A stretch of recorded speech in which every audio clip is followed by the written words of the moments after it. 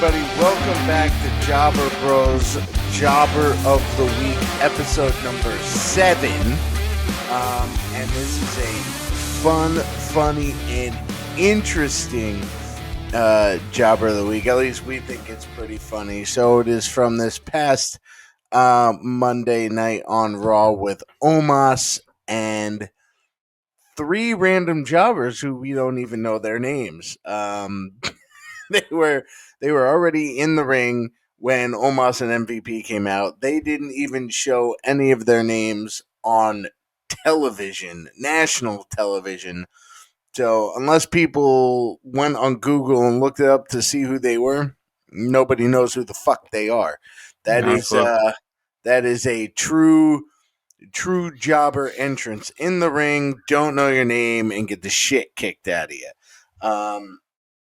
So yeah, let's just kind of get into it here. I mean, what do you think? How do you feel about this Jobber of the Week? I think it's a great Jobber of the Week. I think it's a polar opposite Jobber of the Week compared to what we had last week with Athena and Jody Threat. I mean, it was a good battle between them two, back and forth. But in the contrary to this one, it was a complete shit show, abolishment of these jobbers. They were here to work, and work they did. Yeah. So I mean, we get into it where they to give a little pretext of why this match was happening was the week prior on Friday Night SmackDown. You had the Nigerian Giant Omos in the ring, and the Monster Among Monsters came out. That Braun Strowman actually had to look up at Omos, which is something I don't think we've ever seen him have to do. I didn't realize his neck bent that far because he's always looking down. And Omos hit him and tossed him over the top rope, and it ignited a match between Omos and Braun Strowman for Crown Jewel. So this was a show of strength trying to get into Braun Strowman's head from Omos and MVP by just beating up 4 guys. I think I said 3 before because I don't know why I have that number stuck in my fucking head. But it was 4 jobbers. And that makes it even worse because that 4th guy that we forgot about, we still don't know his fucking name. Still don't know it. So if you know it, tell us in the comments. Yeah, let us seriously. So the promo that MVP gave beforehand was tremendous. It was friggin' hilarious. It was straight talking shit, trying to get into Braun Strowman's head before the complete obliteration of these jobbers. Right. Touching on that a little bit further, MVP said that Omos has a fist like a Christmas ham. And the jobber just looks up at the fist and just like, you're right, fam. It's it's as big as a Christmas ham, if not bigger than a Christmas ham. It's a big motherfucking fist. So, and then to type it all off before the match starts, MVP says, I hope y'all got health insurance because you're going to need it. And he said, y'all paid up in full? Right. So, anyways, MVP says, ring the bell, ref. Let the carnage begin. Fucking jobbers go charging at Omos. They come charging at him. They're like, we're going to get this fool. We're going to get him. It's a handicap match, 4-on-1. We're getting it. We're going to beat him. One of them launches at him. He launches him across the ring. Omos. The other 2 charge at him. Clothesline. Boom. Boom. The other one, fucking from the top rope. I don't know why he thought it was a good idea because Omos is like taller than the top rope. But flies at him. And Omos is just like a fucking swatting a fly. He just swats him down to the ground. Swat him with the Christmas ham. Christmas ham demolished his ass. Was brutal. So he brutality choke slams him, blah blah blah. They fucking him up. The jobbers end up for a brief moment start getting the advantage on Omos. One of them jumps around his neck and like on his back and is holding on to Yeah. him. The other two, I don't know where the fourth one is, but the two of them start beating on him from left and right. And then, like fucking Goku going Super Saiyan 3, this motherfucker Omos just Yeah. fucking launches Well, all of them, all three of them, away from him like a madman, and it's wild. and to answer your question about where the third one was, or the fourth one was, the fourth one was the one that got swatted out of the sky. So he was Ah. half dead in the corner of the fucking ring. And I don't know that we saw much more from him after that. He got, the dude with the 90s highlights and mullet that looked like he got picked up out of a Domino's fucking pizza delivery place to go wrestle that night.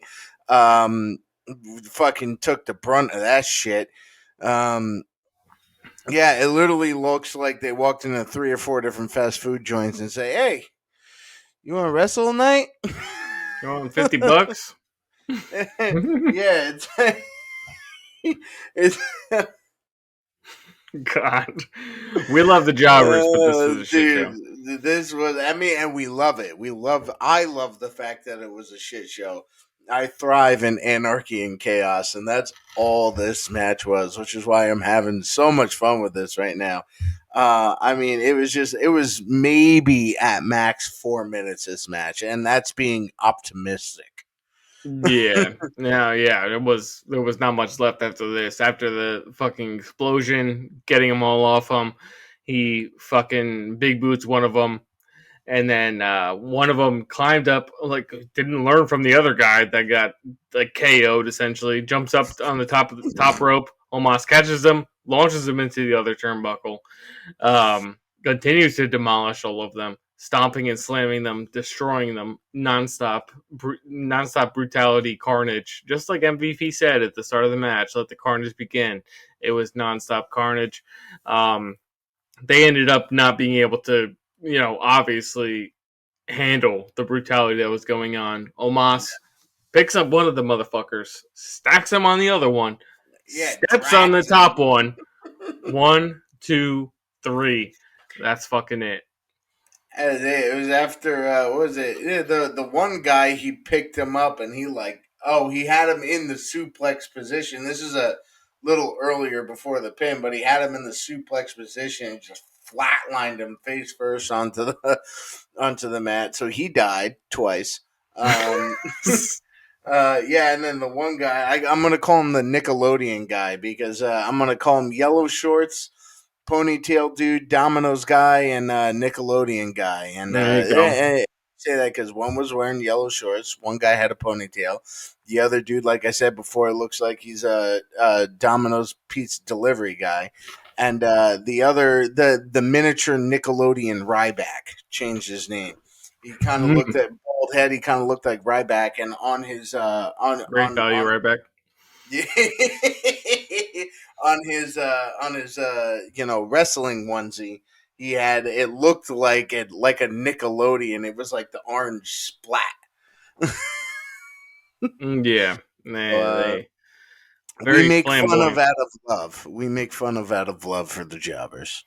Yeah, no, well, obviously our fucking name is Jobber Bros. We love the jobbers. We love, the entertainment they provide us. But this was just a straight up shit show. Like not even close. Like I said, like I touched on earlier, like with the Athena and Jody Mm-hmm. Threat match on AEW Dark Elevation, like that was a good match. Like she was a jobber, Jody Threat, but she was a good jobber. Like she worked. She was a like you said. I mean, let me backtrack here. Super jobber. Ah, She was a yes. super jobber in the fullest. Like they're meant to put on a good match and still put the main person out strong. This, on the other hand, on Monday Night Raw, was meant to be a fucking slaughter fest. This was meant to be a fucking chaos, destruction of people to signify that Omos is a fucking massive human being, and he's going to, in Saudi, to get that big Saudi money, going to get a big man in the matter of Braun Strowman, and it delivered. It did what it was supposed to do for this type of jobber Absolutely. match. Absolutely. I see Braun Strowman doing somewhat of the same thing on either Raw or SmackDown in the coming. Because when is Crown Jewel? I don't remember. Uh, I couldn't tell Yeah. you. um, it's sometime in the afternoon on some Saturday. Sometime Um, after this podcast releases. That's all we can tell you. but yeah, I can see it's a test of strength. It's Omos is showing that he could take on four dudes that end up being double the weight of Braun Strowman. You know, and with coming at Omos from all angles, that he can take him. He is the Nigerian giant. He is. Listen, I love the monster among monsters. But I don't know what's going to happen at Crown Jewel. But what I can tell you is that was an utter shit show on Raw. Right. It was carnage to say the least. And I feel like they're gonna push Braun over Omos at Crown Jewel, just given the fact that Triple H, since he's taken control, he brought Braun back. Vince Yeah, released him. But I mean, Omos was like a Vince project. That he started when Vince was, still in control. he was And introduced as a security guard for that Raw Underground shit they were doing during right, like the whole COVID period. yeah, that's when he first started out.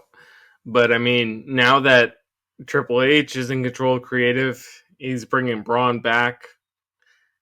I feel like Braun is going to get the push over Omos, and Omos. I mean, I don't really know. After that match in Saudi, I don't know where Omos is going to go, because I mean, I feel like he doesn't really like. I I feel personally, I feel there's only room for one big giant in WWE. I don't feel like, because it's a gimmick. It's not something that like they have a bunch of wrestlers. We don't have a giant championship. We don't have a league in their own right. It's there's only usually one giant, like Andre the Giant. You could think of back in the day, and I don't Yeah, see them coexisting, if you will. So I don't know if they're gonna re-roll yeah. Omos. There's only been a few the size of Omos and Braun Strowman. I forget what the one blonde haired uh something Savage, Seth Savage, I think it was, or some. It was something Savage. He was another dude. I'll never forget him because he jumped off the middle rope and broke his shin in half. Um, Oof. but yeah, there was Andre the Giant, Savage, and Omos, Braun Strowman. Like you don't see many big, tall dude giants in the giant class like that. So to your point, who knows what they're gonna do? I mean, listen, but it's also the entertainment factor. Like they are considered sports entertainers. They are sports entertainment, right? So they're going to use that to their advantage as long as he keeps drawing a crowd as a mid card performer and blasting out people every week and just keeping an undefeated streak going. People are going to want to keep seeing that. It's just the Right. entertainment of it. But also to that point is that, like, yeah, you're right. Yeah, absolutely. Like, he puts on a good show for sports entertainment as the aspect of it, and he has MVP as a mouthpiece, which is good, which is what is needed, and that's just kind of what's Mm-hmm. bringing me to this point. In that Braun can talk. He's not the best talker, but he can talk. Omos can't fucking talk to save his goddamn life. He can't. He can't talk. No, That's why he has no, MVP he there. can't. So Right. it's either MVP and Omos just keep their shit going on, after he, what I assume, loses to Braun Strowman in Saudi Arabia. Um, but what does MVP and Omos have to gain off that? Like, it's just like, it's not a faction anymore when they had the Hurt Business with Bobby Lashley and Shelton Benjamin and Omos. And everybody, well, not Shelton Benjamin, without Cedric No, Alexander. it was Shelton Benjamin and Cedric Alexander because Omos Oh would yeah, it was lose both. with AJ Styles. Right, right, right. So like, it's not the same algorithm as it used to be. It's a Right. completely different ball game. It's just MVP and Omos. So what happens after, if Braun beats him, which I think he will at Saudi Arabia? What happens to Omos and MVP? I Like, think I think Omos just becomes a mid card guy for a while. I think we see a couple more matches if no matter what way, whether Braun wins or Omos wins. I say we see about two or three more matches at some big pay-per-views. Like I can see this feud kind of coming in and out, going here and there, not wrestling every week, but then wrestling, proving, a whole bunch of promos going on and ending at WrestleMania or even ending at Royal Rumble, which seems kind of soon. So I'll probably stick with my first option of WrestleMania since that's not terribly far away at this point, right? We're in end of October. It's almost November. You know, it it's what five at that point 5 6 months away. mm-hmm, WrestleMania. So it's I could see we've seen feuds go much longer. right. You know, so I can see that happen, and maybe it's not. It's different because, like you said, Triple H had a creative. A lot of things have been changing for the better, in my opinion. Um, but I see Omos because that's another big thing. Like, oh my God, Omos, Braun Strowman, WrestleMania, the two giants of WWE, really, as in physical size. Like that brings a lot of people in. So who knows? I can see it happening. What if, just what if, they brought Andre the Giant back from the dead? Then then that would then that would be a fucking miracle. And why haven't we brought everybody else back who died? Yeah. Don't mind my bullshit. That's just how I am. And anyways, It's fine because who knows in fucking 40 years we might see Andre the Giant back in the ring. you never know the way this world is going. Dude, But no fucking idea. But yeah, I'm gonna stick by the mid card guy because think of what happened to like perfect example, and it's been back and forth with Ali, right? He was introduced. He was a cruiserweight. He got put up to the main card. He wrestled a bunch. Had a big feud mid card, right? Mid card for a while, came back with whatever stupid, dumb faction with T Bone or T Bar or whatever the T-Bone. fucking. Yeah, what they did is got fucking T Bone back into the mid card.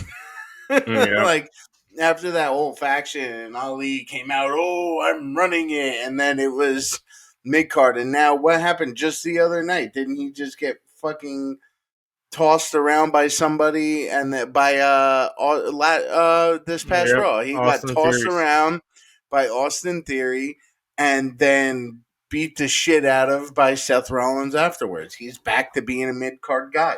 What are they going to do? Is he going to stay that way, or are they going to put? Who are they going to? The ultimate question is who are they going to push next? It's going to be a Right. love hate relationship with Omos. He's going to, and it was the same thing with Braun Strowman. Braun Strowman came out. He did. I forget what title was it. The Intercontinental. I think he had, and then he went back to mid card, and then he had that feud with the Fiend, but for Hmm. the Universal title, it was back and forth. That swamp Um, match. yeah, and then yeah, right, and then you have the swamp match. But that's the thing; it was back and forth, and then he went back to mid card, and then Vince got rid of him, and now he's back. Now they're pushing him a little bit. They're making him the monster among monsters, and he hasn't done. I wouldn't say he's done anything super significant, but he's done very entertaining things. Right. Yeah, no, he definitely has. And I mean, I feel like he could use a mouthpiece, sort of like a Paul Heyman or an MVP. But because he can talk, but it's just like when he talks, I don't really get. I'm not confident behind his words, if that makes sense. Like Well, it's he's a because big guy, he's just supposed to be some bumbling monster that's just gonna right? come out. You're gonna get these hands, fucking shred you to pieces, and that's it. Right. You Yeah. And know, I don't personally, I know everybody listening and maybe even you for that matter aren't going to jive with what I jive with, but I don't like that. Like I'm not a big fan. I like the entertainment behind the wrestling. I like the story building. I like the I character like developing. talkers. Yeah, I like the character developing, and Braun is the same character. They can change his title a million fucking times, but when his mouth hits a mic, he's the same fucking character. He's the same Yeah, person. I don't care how many times you change this goddamn name. He's still the same character he was last time. He was the monster among men. He was the whatever the sheep dude wearing the sheep mask, Bray Wyatt. He's the same dude, and it's just not my cup of tea. But anyway, I think he's going to beat Omos. I think they're going to try and push him a little bit. What title he's going to go for, I have no fucking idea, if any title. But it'll be an entertaining match for sure. Omos versus Braun.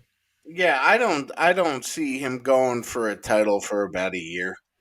Maybe a little less, but right now there's so much good talent even in WWE and so many feuds going on when he returned that I can't see pushing him for a title right now. Even to like even I can't see pushing Bray Wyatt for a title right now. Let them No, build, absolutely not. let them simmer, do some good stuff with them, work on their promo, or at least Braun Strowman directly, like work on his because I like talkers. Like not to get too off track, but like just one example is We're like way off the rails at this point. I love MJF's promos. Now I know that's a different company and we're talking about Jobber a week, but just to get to my point is I like talkers like that. Seth Rollins, I may hate what he's doing, but he is fucking great on the mic. Yeah, absolutely. Absolutely. He knows It's it. He gets it. yeah. He's got it. And also too and even like and like he's in the category of like fast talker, but then you got your slower simmering talkers like Roman Reigns, right? Paul Heyman's just a fucking loudmouth, which is fun too. But like Roman Reigns gets it on the mic. He is fucking captivating. Braun Strowman and Omos don't have that. That's why they're mid card. Hmm. Not yet. Like they don't have it yet. Like they could Right. maybe Right. see what they can do, because Roman sucked ass the first like fucking 5-6 years he was in WWE. He was just a member of the Shield. Like he was dog shit. Like he was just Right. the big boy in the Shield.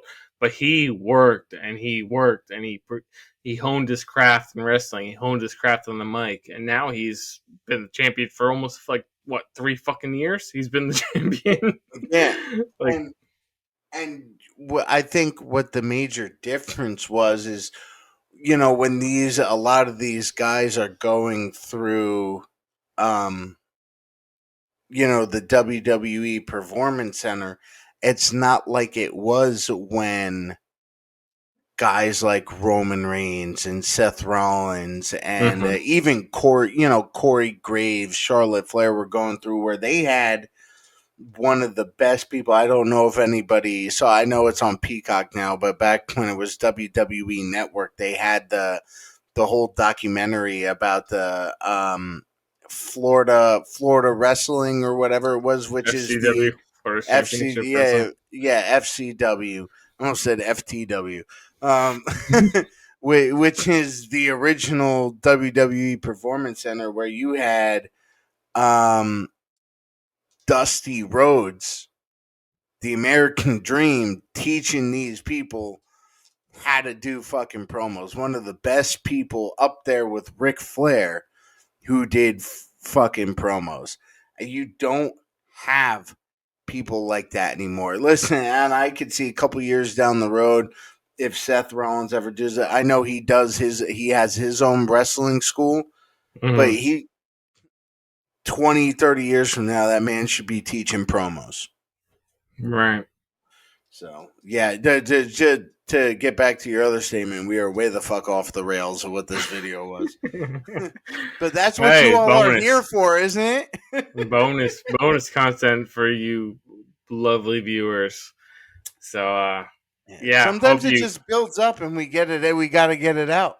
yeah, wait till you see our MJF one. No, we haven't even recorded yet, but I already know that shit's gonna be like almost an hour long, if not further. Yeah, that's a lot to process. Yeah. um, but Uh, yeah. yeah, Listen, everybody. Oh, go ahead. You first. no, go ahead. I'm fucking, the half drunk talking. It's fine. No, Um, I feel you. I've been drinking since 2 o'clock this afternoon. Dude, But I fucking wish I was getting aggravated at 2 o'clock this afternoon. It made me want to drink. bro, I made the most out of my day off today. I was like, I ain't got no makeup time I got to do tonight. I am just going to live my fucking life and That's enjoy my it. time with my wife and son and my, friends that chill with us. But in any case, you don't give a fuck about our personal lives. You don't care about wrestling. So thank you so much for watching. Yeah. It's Johnny Rude, And I Donnie am Smokes, Donnie Smokes. Yes, wow. We're bad. Donnie Smokes in the flesh. And as always, we truly appreciate you guys listening. Absolutely. I'm trying to really grow this thing. We are very passionate about wrestling. We love wrestling. We love talking about wrestling. Me and him, even when we're not recording this shit, we're talking about it. Or if we're playing PlayStation or whatever, we're talking about it like all the fucking time. So just truly appreciate you guys listening to us ramble and just give our thoughts out. And we're better than most of those other bullshit media sources in wrestling nowadays. Not to be Yeah, cocky, not to sound cocky, but because we're we're so not trying to impartial. be. We're not trying to be a media source. We're just trying to talk about what we like, and we post things as to what we like. Like here on YouTube, we have Instagram, Twitter, TikTok, all at Jobber Bros. We just post random shit, and it's fun. Yeah, we just do what we want to do. We want to talk about what we want to talk about wrestling. And, if you have suggestions on what we should talk about and what you like, if you like our personalities and you're feeling what we're doing, let us know in the comments. Let us know what you want us to talk about, and we will gladly talk about it, give you our opinions, and banter back and forth because this is shit we love. And we thank you again for listening.